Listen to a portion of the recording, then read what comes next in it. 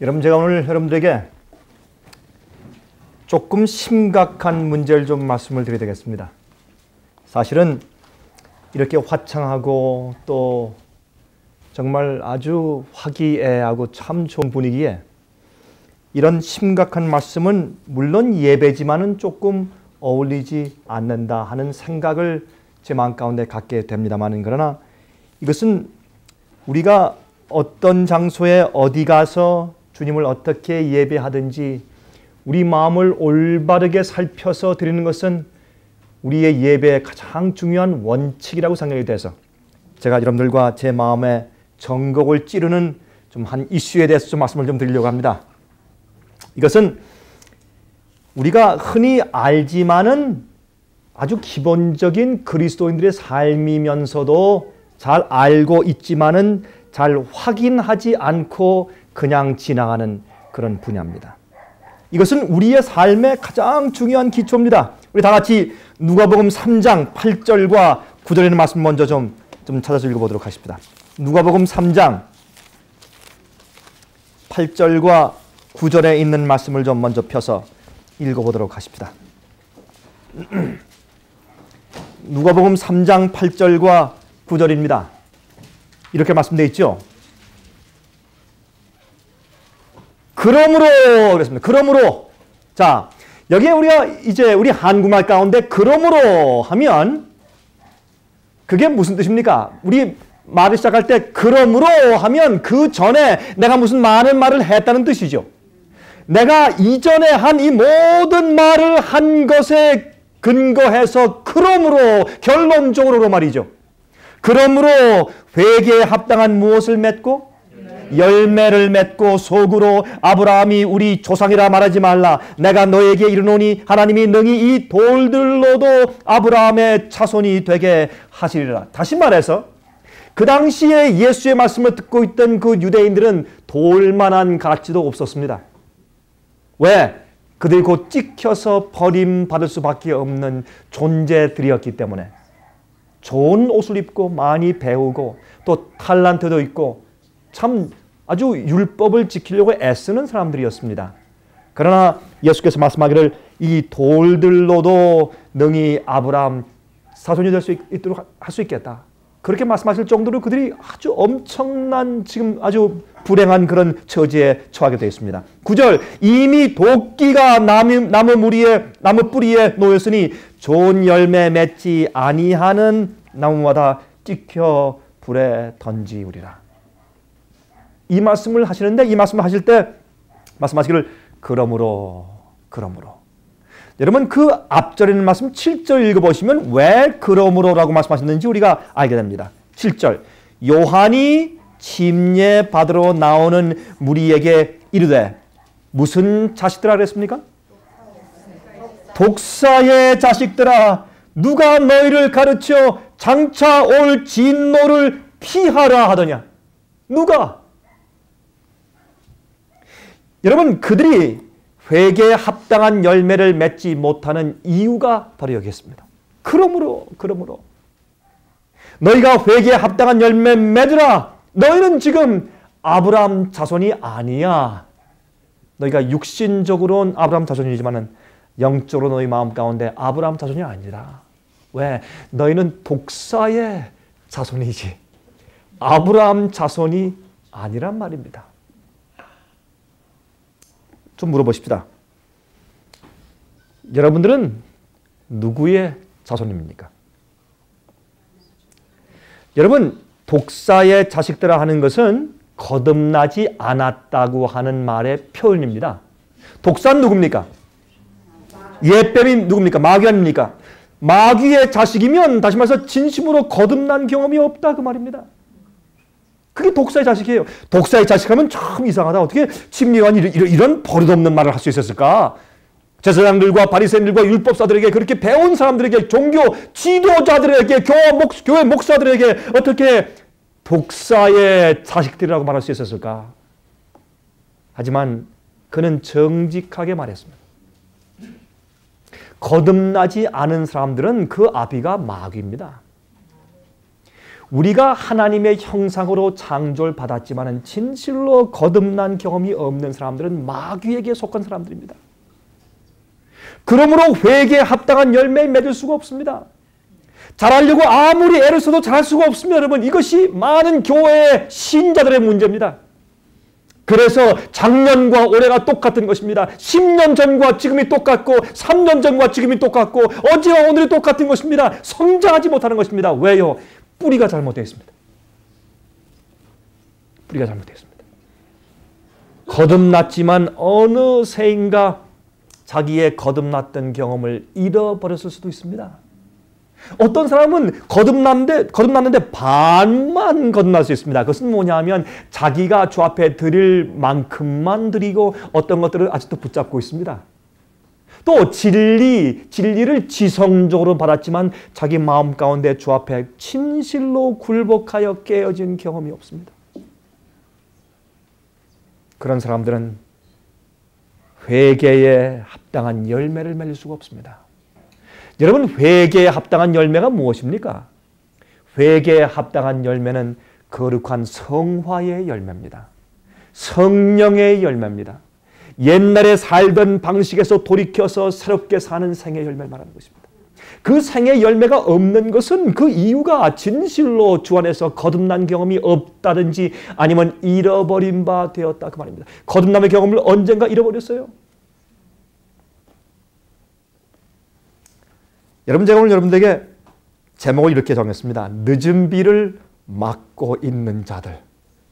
참 엄숙한 얘기예요. 참 엄숙한 고소예요. 이건 고소입니다. 고소.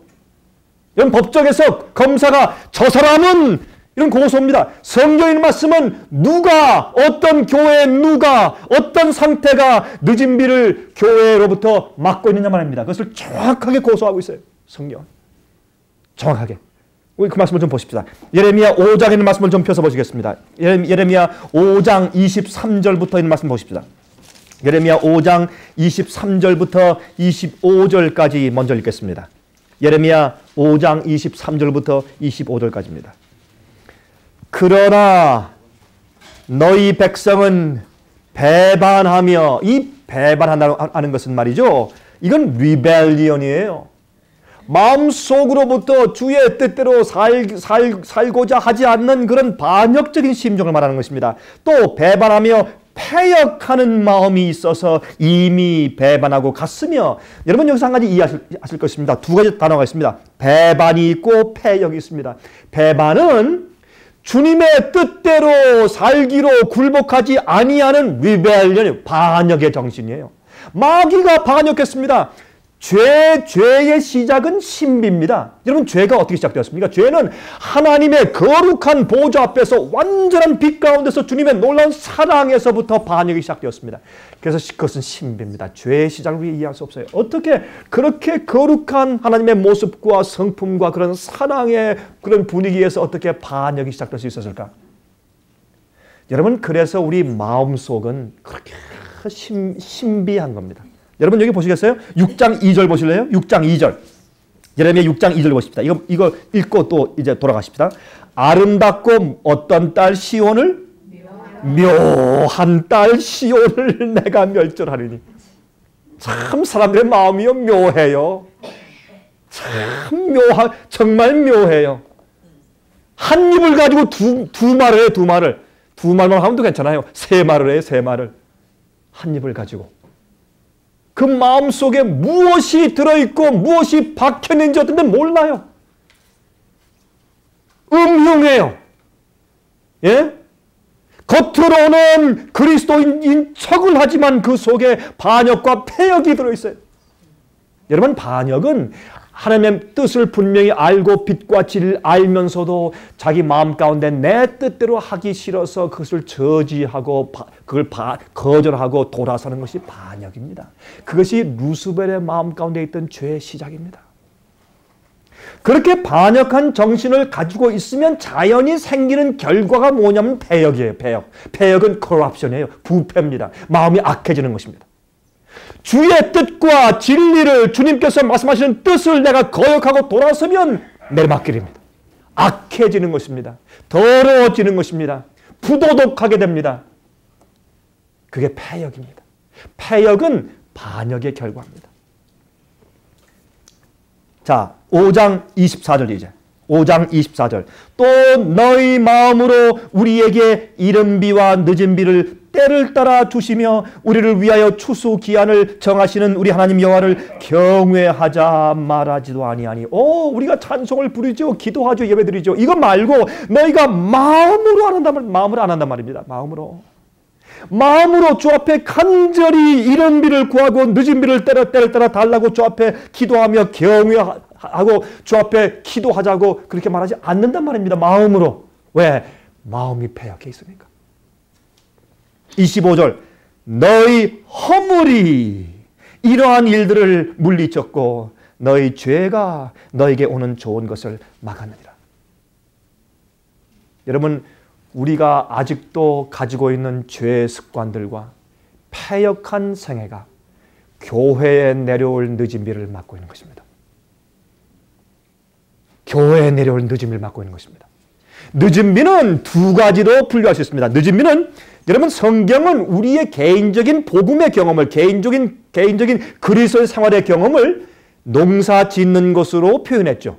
그렇죠? 밭을 가는 것, 씨를 뿌리는 것, 열매 맺는 것, 가시 떨기밭에 씨가 뿌려진 것, 돌짝밭에 뿌려진 것, 길가에 뿌려진 것, 그렇죠? 옥토에 뿌려진 것, 또한 씨를 뿌릴 때, 그렇죠? 제일 처음에 싹이고, 제일 처음에 그 씨가 떨어져 썩어서 죽어야 되고, 그 다음에 씨고, 나중에 이삭이고, 이삭의 충실한 곡식이고, 나중에 충실한 열매입니다. 그렇죠? 이런 식으로 모든 영적인 우리의 경험들은 농사로 비유해서 말씀되어 있습니다. 그 당시 유대 나라는, 그 당시 성경 구약시대는 농경시대이기 때문에 그렇게 말씀되어 있습니다. 그런데 우리가 한 가지 이해하는 것은, 여러분, 이 이른 비와 늦은 비를 또 한 가지 교회의 역사적인 기간의 입장에서 적용시켜야 합니다. 처음에 오순절날 성령이 떨어져서 그들이 성령을 받아서 나가서 처음에 복음의 씨앗을 이방인들에게 뿌렸을 때 그 성령의 역사를 이른 비라고 부릅니다. 그 복음의 씨가 그들이 떨어져 죽었습니다. 자기 자신에게 죽었어요. 진실로 회개하고 고백했을 때, 그들이 죽었을 때 성령이 내려와서 그들이 싹 텄습니다. 복음의 씨가 싹 텄습니다. 자랐습니다. 이것이 이른 비의 역사였습니다. 마지막 시대, 지금까지 2000년 동안이나 이 세상에 복음이 심어지고 온 세상에 다 퍼졌습니다. 이제 이 심어진 이 씨들이 자랐습니다. 정말 누가 열매를 가지고 있는지 없는지 마지막으로 주님께서 완전히 추수하시기 전에 늦은 비를 보내시는 겁니다. 늦은 비는 그 열매가 완전히 익기 전에 필요한 것입니다. 또한 늦은 비가 와야 추수가 가능합니다.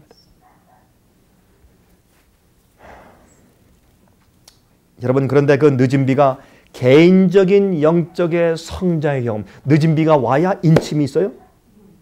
늦은 비를 받아야 그 열매가 추수가 돼요. 늦은 비를 받아야 그 열매를 따서 포장해서 상품에 도장을 찍고 이것은 어느 회사에서 나왔다. 정확하게 그 회사를 대표할 수 있는 것입니다. 하나님의 성품과 하늘 왕국을 대표할 수 있는 사람이 되는 것입니다. 인을 쳐서 이제 상품을 내놓는 것입니다. 사람들이 받아서 먹고 그 싱그러운 맛에 양분을 얻고 살 수 있게 하기 위해서. 여러분, 열매는 자기를 위해서 여는 것이 아닙니다. 남을 위해 여는 것이 열매입니다. 열매는 남에게 주기 위해서 여는 것입니다. 근데 이 늦은 비를 막는 것이 뭐냐면 속에 있는 죄와 악입니다. 반역과 패역합니다. 여러분, 제가 하나 묻겠습니다. 왜 자라지 않느냐 하면, 왜 그 사람들이 지난해와 올해가 똑같으냐 하면, 아직도 옛날 습관을 그대로 행하고 있고, 아직도 삐죽거리고, 아직도 교만함 건드리면 참지를 못해하고, 아직도 분쟁하고, 아직도 비난하고, 아직도 정죄하는 것은 그런 똑같은 습성들과 성품이 아직도 그 자리에 작년, 재작년, 3년 전과 똑같이 머물러 있는 이유는, 자라지 않는 이유는 그 사람이 죽었다고 말입니다. 여러분, 그래서 그렇습니다. 그 그 사람이 새싹으로 자라지 않는 것입니다. 새싹으로 태어나서 자라지 않는 것입니다. 그런 사람들에게는 어떤 의미에서 우리가 늦은 비에 우리 지금 늦은 비 시대에 살고 있다. 빨리 늦은 비를 받아서 준비해야 다시 말해서 이른 비. 우린 이른 비 때에 살고 있기 때문에 빨리 이른 비를 받아서 우리가 준비되고 성품이 자라고 죄를 승리하고 다 한 다음에 나중에 늦은 비를 받아야지. 인침 받아야지. 여러분이시여. 이른 비 때에 있지만 여러분들이 자라는 경험이 없다는 것은 뭐냐면 이른 비가 필요 없단 말이에요. 여러분 이해하시겠습니까? 내가 나에 대해서 죽고 다시 태어나서 예수와 함께 부활해서 싹이 되고 이삭의 충실한 곡식이 되는 단계로 계속 자라나가야 이른비 성령이 와야 내가 성장케 하는 그런 촉매자가 되는 것이지요. 내가 자라지 않고 죽어 있는데 아직 싹도 안 났으니 이른비가 무슨 소용이 있어요, 여러분? 그러므로 시작은 우리 속에서 내가 주 안에 죽는 것으로 시작해야 합니다. 그래서 이제 침례요한이 말하기를 너희 독사의 자식들아, 너희 족사의 자식들아, 누가 너희를 장차 오는 심판에서 피하라고 하더냐, 그렇게 말을 했어요.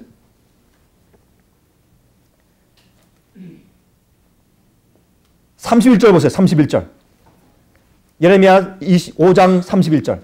선지자들은 거짓을 예언하며 제사장들은 자기 권력으로 다스리며 내 백성은 그것을 좋게 여기니 그 결과는 너희가 어찌하려느냐. 이것은 뭐냐면 정말 교회가 정말 부흥하고 정말 회개케 하기 위해서 무엇을 말해야 합니까? 침례 요한처럼 말해야 합니다.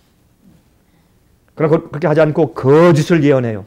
귀에 듣기 좋은 것을 말합니다. 그때 제사장들은 자기 권력을 다스리며 자기의 권력을 가지고 자기 마음대로 인간적인 행정적인 것으로 다스리지만 그러나 그 백성들을 정말 살리는 일을 하지 않습니다. 그때 백성들은 그것을 또 좋게 여깁니다. 이렇게 할 때 결국엔 너희가 어떻게 되겠느냐? 너희 나무 뿌리에 지금 도끼가 놓였으니 주의해라. 주의해라 말씀하는 것입니다. 우리 두 장만 앞으로 돌아가십니다. 예레미야 3장이에요. 예레미야 3장. 예레미야 3장 2절과 3절 제가 읽겠습니다. 다음과 같이 말씀되어 있어요. 예레미야서 3장 2절과 3절 읽겠습니다. 내 눈을 들어 자산을 보라. 너의 행음치 아니한 곳이 어디 있느냐? 내가 길가에 앉아 사람을 기다린 것이 광야에 있는 아라바 사람 같아서 음란과 행악으로 이 땅을 더럽혔도다. 그러므로 단비가 그쳐졌고 늦은 비가 없어졌느니라. 그럴지라도 내가 창녀의 낯을 가졌으므로 수치를 알지 못하느니라.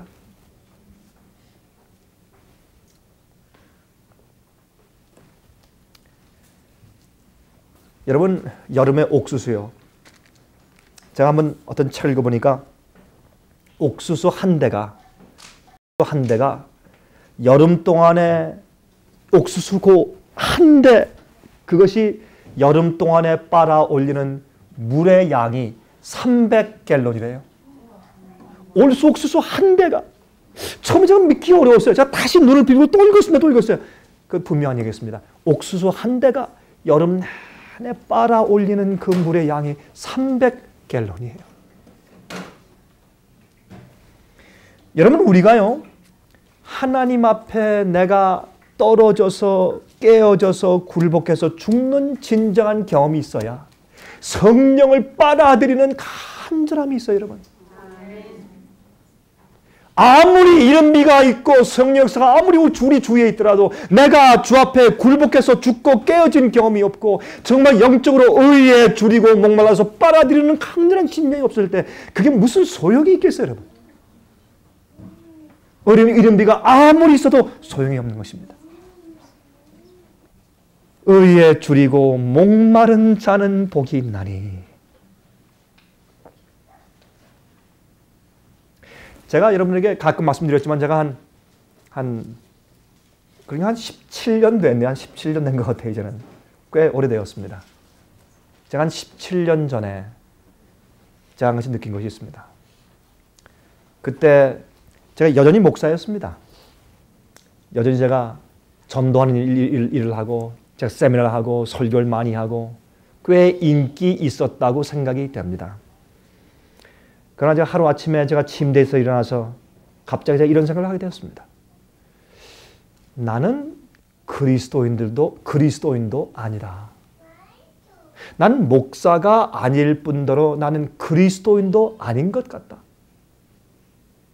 이 생각이 제 마음 가운데 계속 줄을 이어서 기차 길처럼 계속해서 그 선로가 이어지고 또 이어지고 이어져서 여러분 기차를 타고 가면 끝이 없는 것처럼 느끼는 것처럼 계속 제 머릿속에 파고들기 시작했습니다. 여러분 우리가 내가 정말 진짜로 주님 안에 굴복한 사람인지 아닌지를 어떻게 알 수 있습니까? 여러분 어떻게 아세요? 주님께서 나를 정말 승인하시고 나를 인정하신다 하는 것을 우리가 어떻게 합니까? 능력을 행사하는 것으로 합니까? 아닙니다. 성경은 말씀하기를 주여 주여 하는 자마다 다 천국에 들어갈 것이 아니요 내 하늘에 계신 내 아버지의 무엇대로? 뜻대로 하는 자라야 들어갈 것이라. 그 말씀하실 때 어떻게 말씀하셨어요? 예수님께서. 사람들이 나중에 예수께서 오실 때 어떻게 한다고요? 주여 나를 모르십니까? 내가 주님의 이름으로 선지자 노릇했습니다. 내가 백성들에게 말씀을 가르쳤습니다. 내가 예언했습니다. 내가 또 권능을 행했습니다. 내가 귀신을 쫓았습니다. 병자를 고쳤습니다. 내가 이런 능력이 있었는데 날 모르십니까? 내가 너를 도무지 알지 못한다. 거기 말씀하신 예수님의 그 중심점은 뭐냐면 너희가 아버지께서 말씀하신, 다시 말해서 성경의 말씀에 이미 나타나져 있는 그런 빛과 주님의 뜻에 내가 굴복했느냐, 그것입니다. 그것이 조건이지. 내가 나를 위해서 얼마나 큰 일을 했느냐, 몇 명을 구했느냐, 30명을 교회에 데려왔느냐, 그것이 아니고 너희가 100만 불 바쳤느냐, 50만 불 바쳤느냐, 그것이 아닙니다. 성경은 말하는 게 하나밖에 없어요. 내가 나타난 하나님의 뜻에 내 자신을 굴복했느냐, 그거밖에 없어요. 다른 거 있으면 찾아보세요, 여러분. 다른 거 있으면 찾아서 저한테 알려주세요. 제가 받겠습니다. 성경에 다른 게 없어요. 그러므로 여러분, 예수께서 기도하신 겟세마네 동산의 기도의 절정이 무엇입니까? 아버지시여, 그러나 내 뜻대로 마옵시고 아버지의 뜻대로 하시옵소서. 그것이 그리스도인 생의 절정이고 예수님의 모본의 절정입니다. 아버지여, 내 뜻대로 하지 마옵시고 아버지 뜻대로 하십시오. 여기에 성장이 있습니다. 내가 죽으면 성장합니다. 어디까지? 예수님께서 겟세마네 동산에서 기도하실 거기까지 성장하는 겁니다. 지금 우리 뭔지 아세요? 지금 우리가 죽고 다시 태어나면 성장을 어떻게 해요?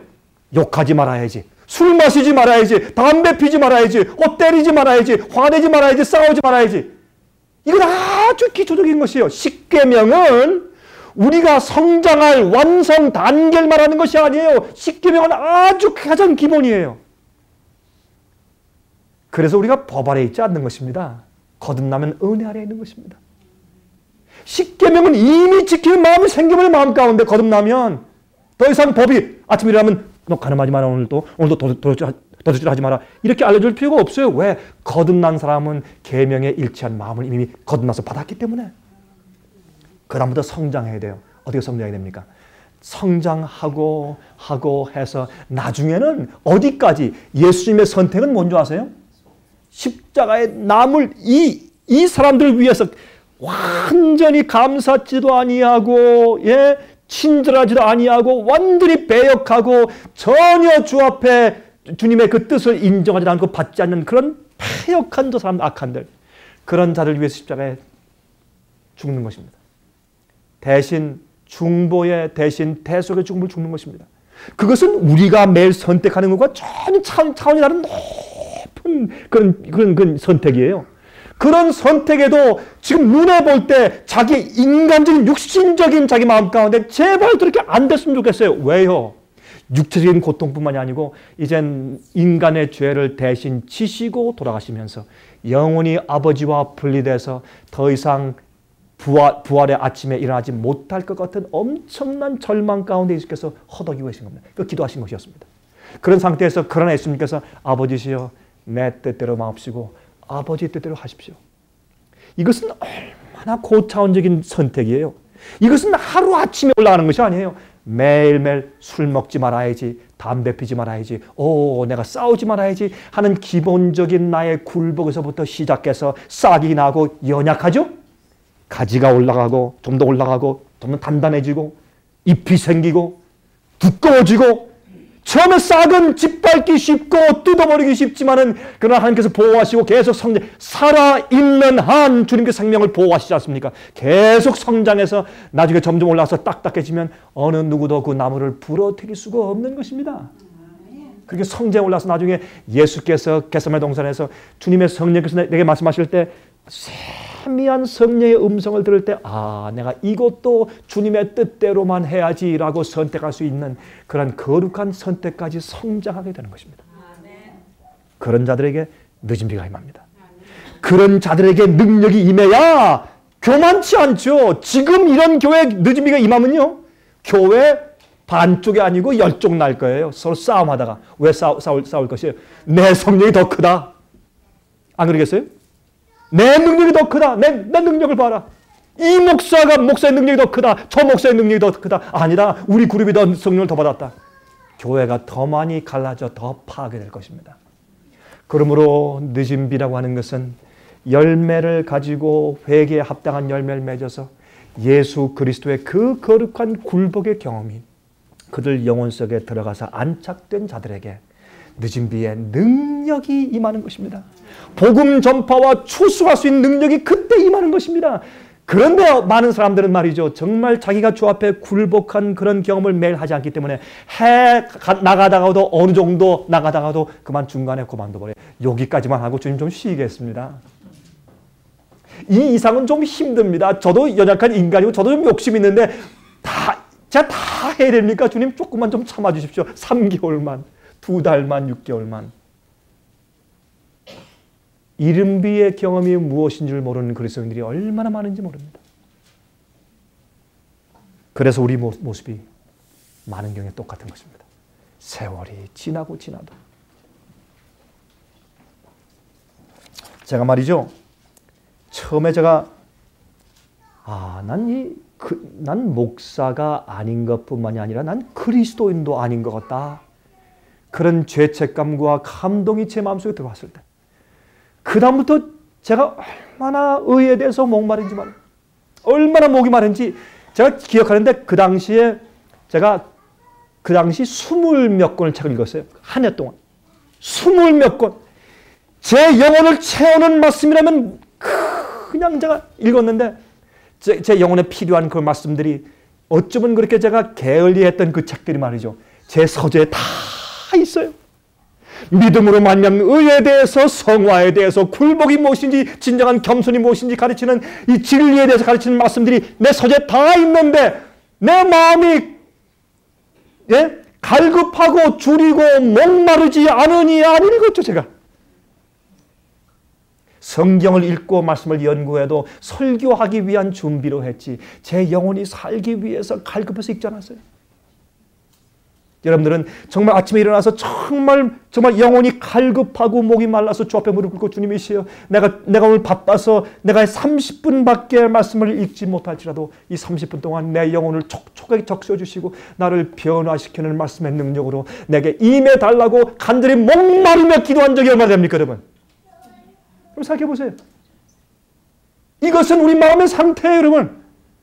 우리의 반역과 우리의 패역한 마음이 늦은 비와 이른 비를 교회에 그치게 했단 말이에요. 성령을 그치게 했단 말입니다. 여러분, 고린도전서 15장 6절을 보시면 예수님께서 부활하신 다음에 약 500여 명 되는 사람들에게 한 번에 나타나셨다고 했어요. 그 말씀 있죠? 여러분 게바에게 나타나시고 그 다음에 12 제자에게 나타나시고 쭉 말씀하시다가 나중에는 한 번에 500여 명 이상 되는 사람들에게 나타났어요. 예수님께서. 그러셨죠? 그런데 이상하게 오순절날 성령이 임했을 때는 약 한 120여 명밖에 못 받았습니다. 왜 그랬을까요? 왜 그랬을까요? 그들이 바빠서 다 어디 갔을까요? 아닙니다. 예수께서 말씀하시길 너희는 다른 데 가지 말고 다 예루살렘에 모여서 내가 너에게 약속한 성령이 위로부터 능력이 임할 때까지 너희가 기다리라 그랬습니다. 그런데 그 많은 사람들이 예수의 부활을 보았지만은 왜 120명만 거기에 있었을까요? 여러분 생각해 보세요. 그 이유가 성경에 기록되어 있지 않지만 그러면 생각해 볼 필요가 있지 않습니까, 여러분?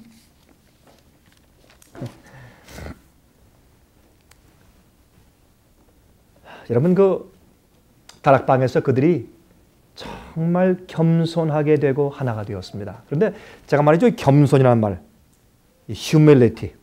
이걸 영어로 제가 옥스포드 사전을 한번 찾아봤어요. 이게 무슨 뜻인가? 정말 겸손을 이 영어 사전에 무엇이라고 정의하는 건지 찾아봤어요. 그랬더니 참 흥미가 있었어요. 찾아보니까 옥스포드 사전에 이렇게 기록됐어요.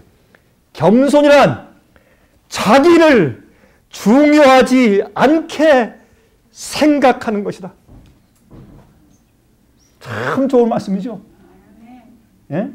겸손은 자기를 더 이상 중요하지 않게 생각하는 것을 의미한다. 그 사람들이 정말 예수 그리스도의 온유와 겸손이 무엇인지 그들이 배웠어요. 무릎 꿇었어요. 굴복했습니다. 여러분 아십니까? 고린도 후서 3장 17절 보십시다. 고린도 후서 3장 17절. 우리가 이러한 자신의 굴복이 있기 전에는 우린 배역한 자들이고 패역한 자들이에요. 그렇기 때문에 우리 속에서 성장이 있을 수가 없어요. 이른비의 경험이 진실로 들어오기가 어려워요. 여러분 고린도 후서 3장 17절 보십시다. 고린도 후서 3장 17절. 주는 영이시니 무엇이 계신 곳에는 그렇습니까? 주의 영이 계신 곳에는 자유함이 있느니라. 여러분 주의 영, 성령께서 계신 곳에 자유함이 있다. 어디에서 자유함이 있단 말이에요? 어디에서부터? 죄로부터. 주의 영이 우리 마음 가운데 거하시면 죄로부터 자유함이 있어요. 반역함으로부터 자유함이 있어요. 이기심으로부터 자유함이 있어요. 여러분, 제가 요즘에 말이죠. 저희 집사람이 좀 보고 있는 이 간증 테이프인데 제가 한 두 번 이렇게 옆에 서서 같이 좀 봤더니 이 간증 테이프이 어떤 여자 전도사가 한국에 있는 여자 전도사 한 분이 이제 간증하는 간증 테이프인데 가만히 들어보니까 참 그분이 자기가 국민학교 3학년밖에 안 다녔대요. 그런데도 어쩌면 그렇게 말을 잘하는지 모르겠어요. 조리 있게 말도 잘하고 정말 진실되게 말하는 것을 제가 보았어요. 보는데 거기서 제가 무엇을 느꼈느냐면 이 가난한 사람들이 정말 주 앞에 전체를 바치려고 하지 조금이라도 있으면요 다 바치려고 안 합니다. 무슨 말인지 아시겠어요? 조금이라도 있으면 없을 때 다 바치려고 하지 조금이라도 생기면 안 바치려고 그래요. 그런 얘기를 하더라고요. 거기서 이제 간증을 하는데 그런 얘기가 있어요. 그 안에 이제 이 여자 전도사가 그 교회에서 이제 어떤 프로젝트가 있는데 이제 교회 건축을 위해서 하나님 나는 정말 땡렬한 분 없으니까 하나님 날 축복해 주십시오. 축복해 주셔서 우리 교회에 있는 교인들 가운데 내가 제일 많이 바칠 수 있게 해주십시오. 내가 최고 많은 액수를 바칠 수 있게 해주십시오. 그렇게 기도했어요. 없으니까 그렇게 기도할 수 있죠. 있는 사람은 그렇게 기도 못해요. 있는 사람은 그런 기도가 안 나오게 되어 있습니다. 여러분 우리가요 하나님께 굴복하는 하나의 그 비결이 우리가 그 속에서 발견할 수 있게 돼요. 그래서 이분이 그렇게 기도하면서 하나님께 기도를 많이 했는데 그 얘기를 좀 줄이면 그렇게 기도하다가 이제 이제 신문에 광고를 냈는데 한 사람이 신문 광고를 보고서 감동을 받고 도와주기 위해서 전화했어요. 근데 전화한 사람이 누구냐면 그 사람이 또 사업을 잘하다가 돈이 많이 있었는데 쫄딱 망했습니다. 망한 다음에 후회하기를 내가 돈이 있을 때 주의 사업 바치고 주의 교회를 세웠더라면 얼마나 좋을 뻔했는가 후회를 많이 했습니다. 그래서 기도하기를 주님이시여 이제 내게 돈을 주시면 이제 내가 몽땅 바치겠습니다. 없으니까 그런 기도할 수 있는 것입니다. 그렇죠? 근데 보세요. 그런데 이 사람에게 돈이 생겼습니다. 자기를 망하게 하고 돈을 띄어먹은 사람들이 한 사람이 돌아와서 자기가 그렇게 띄어먹은 그 돈을 갖다가 갚는데 2배를 갚더래요. 정말 저 앞에 기도했을 때 주님께서 2배로 갚게 해서 큰 돈이 생겼어요. 자 어떻게 할까? 가족과 함께 무릎 꿇고 그들이 기도했습니다. 기도하고 우리가 주 앞에 약속한 것처럼 드리자. 전부 다 드렸어요. 근데 드리는데 그 신문에 광고를 보고 여기 드리자고 전화했는데 바로 그 여자한테 전화한 거예요. 여자는 그걸 받고 나서 여자는 그 사람의 헌신을 받고 나서 그걸 몽땅 드렸는데 드리고 나니까 정말 그 교회에서 제일 큰 액수를 드렸더래요. 이것은 무엇을 의미하느냐 하면 어떤 사람들은 말이죠. 여러분보다 진리를 몰라요. 어떤 사람들은 여러분처럼 빛이 없어요.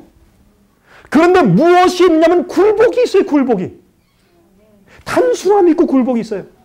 여러분처럼 논리적인 진리에 대한 교리를 몰라요. 그런 사람들은. 근데 이 사람들은 무엇이 있느냐 하면 말씀 한 말씀에 의지해 살아요. 네? 마태복음 28장에 있으면 거기에 내가 너희와 항상 함께하리라. 세상 끝날까지 너희와 항상 함께하리라. 잘 모르니까 그 말씀 한 말씀을 붙들고 늘어져요. 그 한 말씀 가지고 죽고 살아요. 이 사람들은. 그만큼 단순하게 굴복해요. 또 하나 알면 그 말씀에 또 굴복하고 말씀 하나 가지고 주장을 하는데 그 말씀을 붙들고 늘어지고 말씀을 믿는 그 굴복이 얼마나 깊고 철저한지. 아, 이 사람 속에 성령의 은혜가 있구나. 그런데 우리는 빛을 많이 알고 진리를 많이 알았는데 빛과 따라서 굴복하는 것이 3분의 1도 안 돼. 반도 안 돼요. 그러므로 우리 마음속이 영적으로 자꾸 무뎌져 가는 것입니다. 내가 알면서 굴복하지 않기 때문에. 여러분이시여. 물론 어떤 것들은 하나님께서 어떤 것들은 우리의 생활 환경에 따라서 초이스로 주신 것들도 있어요. 어떤 말씀 가운데. 그렇죠? 이것은 진리라기보다 어떤 우리에게 하나의 그 교훈, 고면을 주신 말씀도 있어요. 자, 그것을 다 포함해서 하는 것은 아닙니다. 그러나 우리는 정말 주님의 뜻대로 내가 하나하나 조목조목 내 마음이 지금 굴복한 상태에 있는지 아닌지 내가 아는 것입니다, 여러분. 내가 알면서 주 앞에 내 마음을 주 앞에 굴복해드리지 않고 있으면 다시 말해서 내가 이기적이든지 교만하든지 내가 무언가 세상을 붙들고 있어요. 여러분 이걸 알아요. 그걸 알고 있으면 그 다음부터 우리의 영혼은 계속 패역하게 되는 겁니다. 계속 corrupt, 부패되는 것입니다. 썩게 되는 것입니다. 그래서 이른비 성령의 능력을 통해서 성장하는 것이 무엇인지 모르고 그냥 살게 된다. 그것이 늦음이 성령을 막는 것입니다. 그것이 비를 막는 것입니다. 굴복하지 않는 그런 부분들이 성령 받는 것을 막는 것입니다. 자기 중심적인 삶을 삽니다. 이기심을 가지고 삽니다. 여러분, 성령이 내 속에 들어오면 그러한 내 속에 이기적이고 인색하고 또 무례하고 교만한 그러한 내 꽉 찌들려 있는 마음에서 우리를 해방시킵니다. 풀어줍니다. 풀어줘서 주 앞으로 돌이키게 합니다. 그리고 주님께서 내 마음 가운데 주님께서 우리에게 하지 못할 것을 한 번에 너 이거 해 10개 주시지 않아요. 우리가 따라서 할 수 있고 여러분의 입장에 따라서 여러분의 형편에 따라서 여러분의 수준에 따라서 여러분의 이해에 따라서 차곡차곡 하세요. 하나님은 복군이 아니에요. 여러분 걱정하지 마세요. 한 번에 다라고 말씀하지 않으세요. 여러분의 형편을 아시고 오늘은 너 이거 해야 되겠다. 이번 달에는 너 이렇게 되겠다. 성령께서 어떤 때는 어떤 문제에 대해서 강력하게 감동을 안 주세요. 왜 그런지 아세요? 여러분이 그것을 감당하지 못하기 때문에. 내가 너에게 감당치 못할 시험을 주지 않았다 그러셨어요? 여러분 그거 믿으십니까? 성령께서 우리가 성장해야 할 우리의 수준과 우리가 타고난 성질을 아세요. 우리가 타고난 교육 배경을 아시고 우리가 타고난 과정의 배경을 아세요. 여러분의 그 독특한 성격을 주님께서 아세요. 그러므로 주님께서 차곡차곡 우리의 수준에 따라서 주님께서 하나하나 한 걸음 한 걸음 인도하시는 겁니다. 우리가 따라가면 돼요. 한 번에 껑충 하늘로 뛰라고 그렇게 요구하지 않으세요. 주님은 그런 분이 아니에요. 어린아이를 키울 때 우리 부모가 그렇게 하지 않는 것처럼 주님께서 우리를 불쌍히 여기세요. 그런데 문제는 우리가 굴복하지 않아요. 주께서 성령으로 말씀해도 우리의 편리를 따라 살면서 굴복하지 않습니다. 그러면 자기가 굴복하지 않음으로 생기는 그런 갭을 무엇으로 메꾸는가? 인간적인 열심으로 메꿔요. 그것은 하나님께 인정받지 못하는 것입니다. 내가 선지자 노릇하고 내가 능력을 행하고 내가 귀신을 쫓고 내가 병을 고쳤는데 날 모르십니까? 주님이시여. 미안하다. 내가 널 모른다. 나는 내 뜻을 쫓아서 행해온 자가 아니기 때문에. 너는 내 마음을 내게 주고 굴복해서 내 뜻대로 하나 너의 뜻을 부인하고 내 자신을 부인하고 십자가 지고 날 따라온 경험을 하지 않았기 때문에 내가 널 모른다. 그렇게 말씀하는 겁니다. 이게 여러분 어려운 얘기입니까? 결코 아닙니다. 여러분 오늘 아침에 여러분이시여 만약 예수님께서 내일 오신다면 다음 달 오신다면 여러분이 이 땅에서 가지고 있고 하고 있고 이루고 있는 모든 것이 무슨 소용이 있습니까 여러분? 여러분의 건강이 무슨 소용이 있으며 여러분이 가지고 있는 명예가 무슨 소용이 있으며 여러분이 모아놓은 것이 무슨 소용이 있습니까? 그러므로 우리에게 가장 중요한 것은 내가 하나님의 인정을 지금 받고 있느냐 말입니다. 주의 인정을 받고 있는 것은 주께서 내게 성령을 통해서 알려주시는 것에 내 마음과 뜻을 주 앞에 굴복하고 하고 있느냐 그 말입니다. 그것이 없으면 우리는 회개에 합당한 열매를 맺지 못하는 사람들입니다.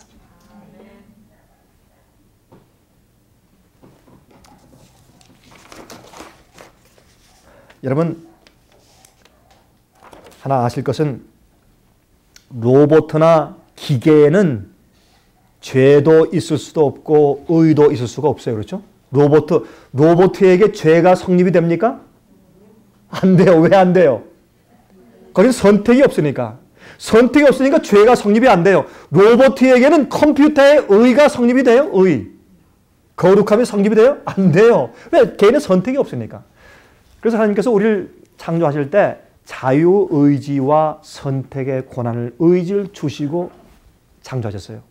그것은 하나님께서 말이죠. 참 굉장한 위험을 무릅쓰고 하신 겁니다. 안 그렇습니까? 여러분 선택권과 자유의지를 주었으니 자유의지를 사용해서 반역하면 그 결과는 엄청난 것이에요. 큰 위험을 무릅쓰고 천사와 우리를 창조하실 때 자유의지를 주시고 선택할 권한을 주셔서 창조하신 것이에요. 이건 그 자체가 하나님의 사랑이에요. 그 자체가 우리가 이해 못할 놀라운 사랑이에요. 그건 어떻게 그렇게 했는지 모르겠어요. 그 결과로 당신의 아들 예수께서 이 땅에 오셔서 십자가에 돌아가시게 되었지 않습니까? 그렇지 않습니까? 근데 전 가끔 이런 생각을 합니다. 제가 이 말씀 드린 이유는 이것입니다. 강요된 순종은 필요가 없어요. 강요된 굴복은요, 아무 소용이 없어요.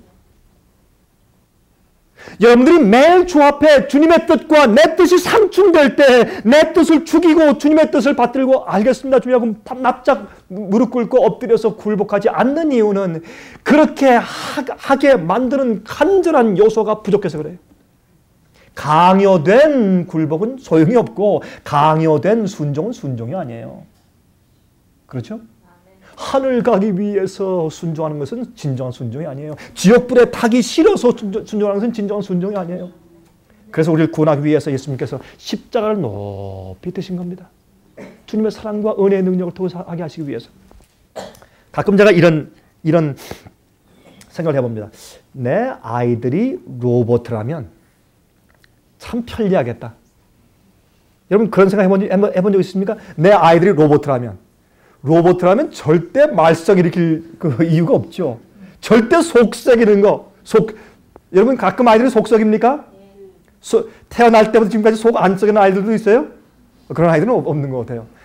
아니 로봇이라면 얼마나 좋겠어. 속도 안 썩이고 말 잘 듣고 말이죠. 얘들아 와서 설거지해라. 예 알겠습니다. 삐삐삐삐 가지고 와서 설거지하고 말이죠. 자 다 와가지고 삐삐삐삐 엄마 아빠 설거지 다 했습니다. 또 뭐 할까요? 또 뭐 할까요? 알았어. 가지고 공부해라. 알겠습니다. 삐삐삐 here I go. 가서 공부하고. 전부 straight A예요. 문제가 없어요. 어디 싸우는 게 있고 어디 말썽이 있고 전 문제가 없어요. 삐삐삐삐 이거 해라. 나 엄마 좀 도와줄래? 알겠습니다. 삐삐삐삐. 나 지금 나가서 농사지으니까 가서 밭에 나가서 아버지 좀 도와줘라. 알겠습니다. here I go. 삐삐삐삐. 가서 문화치고 가서 다 도와주고 전혀 속색는 것도 없고 반항심이 어디 있어요, 여러분? 절대 문제가 없어요. 잔소리할 필요도 없고. 얼마나 좋아요, 여러분. 우리 아이들이 로봇하면. 그래도 제가 다시 생각하면 저는 로봇을 1000개, 10,000개 줘도 우리 집 아이들 2아이들과 안 바꿀 겁니다. 가끔 우리 아이들이 속을 썩일지라도 왜 그런 줄 아세요? 로봇은요, 가끔 달려와서 끌어안고 제 뺨에 뽀뽀하면서 아빠, I love you. 그렇게 못해요. 그리고 그 아이들은 이 아빠의 나중에 속을 썩이다가도 눈물 흘리고 돌아와서 아빠 잘못했어요 하고 아빠의 사랑을 이해하고 관계를 구축하면서 사랑을 그들이 가지고서 서로 아름답게 성장하는 그 관계를 그들이 이해할 수가 없어요. 로봇은 그게 안 돼요. 그러므로 하나님께서 우리에게 자유의 선택과 자유의지를 주신 것이에요.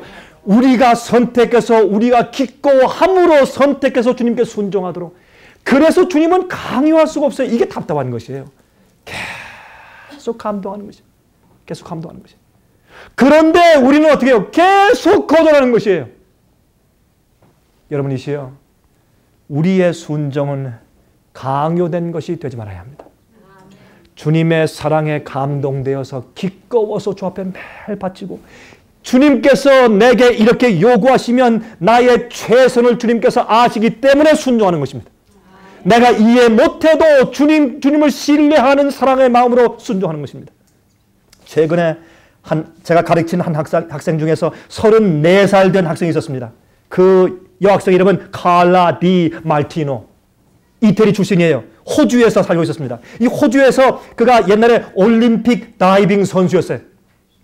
근데 저한테 이런 그 간증을 해주었습니다. 자기가 이태리 출신이기 때문에 다혈질이고 교만하고 허영하고 세상을 사랑하고, 예? 올림픽의 다이빙 선수니까 말이에요. 그런데 하루는 코치에게서 새로운 스타일을 배우는 과정에서 10m, 다시 말해서 30feet 다이빙 보드에서 뛰어내리다가 그만 잘못해서 그냥 이 더블 소머솔 이렇게 돌며 떨어지는데 돌다가 세워하는 것이니까 잘못해서 그만 일자로 그냥 떨어졌어요. 물 위에. 허리가 상했습니다. 걸을 수가 없게 되었어요. 그때 열심히 노력해서 재활을 통해서 그가 거기 회복해서 다시 걸을 수 있게 되었습니다. 재활 과정을 통해서. 근데 얼마 있다가 교통사고가 났어요. 허리를 또 다쳤어요. 또 걷지 못하게 됐어요. 그때 재활을 통해서 또 열심히 노력해서 또 걷게 되었습니다.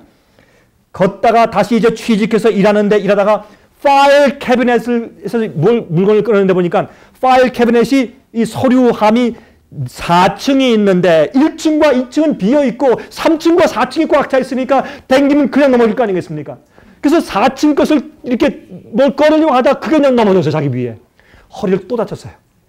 3번째 다쳐서 병원에 가니까 의사가 말하기를 너는 다시는 이제 걷지 못한다. 미안하다. 선고받았어요. 그때 그가 하나님께 얼마나 원망하고 욕했는지. 어떻게 3번이나 내가 무슨 죄가 있길래 3번이나.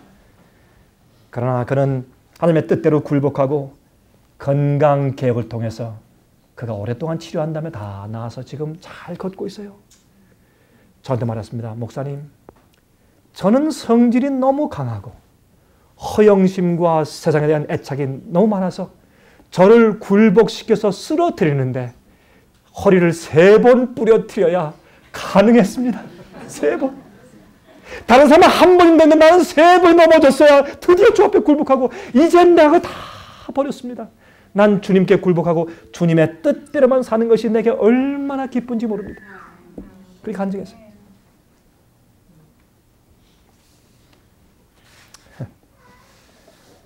여러분, 제가 한 말씀만 읽고 제가 마칩니다. 에스겔서 36장 37절 보시기 바랍니다. 에스겔서 36장 37절 보시기 바랍니다. 에스겔서 36장 37절 보시기 바랍니다. 이렇게 귀한 말씀이 여기 있어요. 에스겔서 36장 37절. 나 주 여호와가 말하노라. 그래도 다시 말해서 내가 너에게 이렇게 회복시킬 큰 축복의 약속을 내가 너에게 주고 그렇게 할 것이지만 그래도 이스라엘 족속이 이와 같이 자기들에게 이루어 주기를 내게 어떻게 해야 할지라? 구하여야 할지라. 기도해야 할지라. 주님께서 성령을 약속하시고 이른bil 약속하시고 늦은bil 약속했어도 우리가 주 앞에 기도해야 돼요.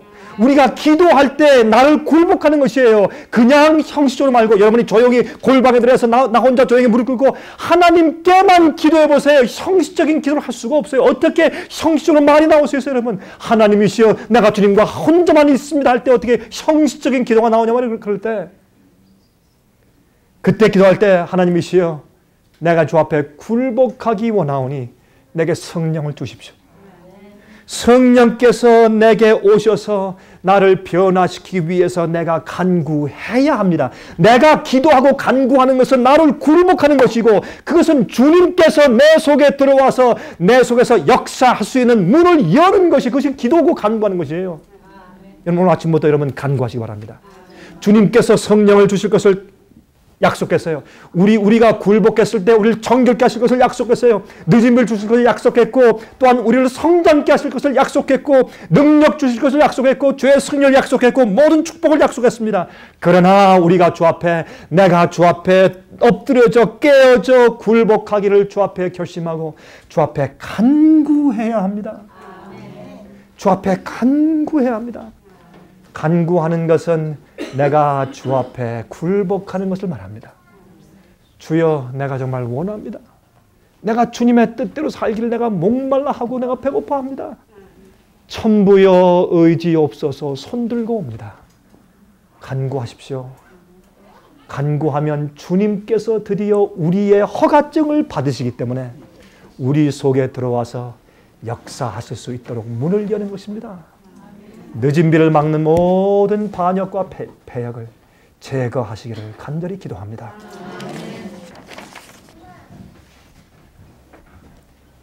자비로우신 하늘에 계신 우리 아버지 하나님, 우리 같은 사람들을 주님께서 오래도록 참아 주셨음을 정말로 감사합니다. 오 주님이시여, 우린 주의 성령이 없으면 우리가 거듭날 수도 없고 성장할 수도 없는 죄인들입니다. 주여, 우리가 주 앞에 할 수 있는 것은 우리 자신을 내놓고 굴복하는 길밖에 없습니다. 주님이시여, 이제 다시 주의 말씀에 의지해서 우리가 주 앞에 섰습니다. 이제 우리가 마음을 열기 원합니다. 우리가 예수 그리스도의 반석에 떨어져서 깨어지길 원합니다. 주님, 우리가 우리 자신의 고집에 아직도 붙들려 있고 세속과 욕심에 붙들려 있어서 성장하기를 그친 상태에 있지 아니합니까?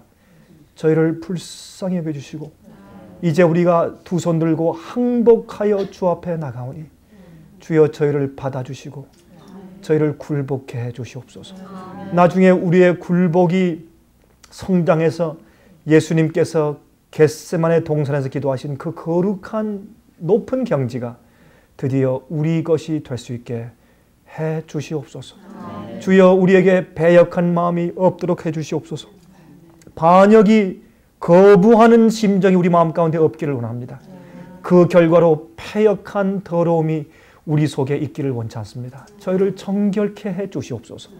주여 그리스도의 거룩하신 성령의 능력이 각 개인들 심령 가운데 이제부터 영원토록 크게 역사하시기를 살아계신 예수 그리스도의 귀하신 이름을 의지하여서 간절하게 기도하옵나이다. 아멘.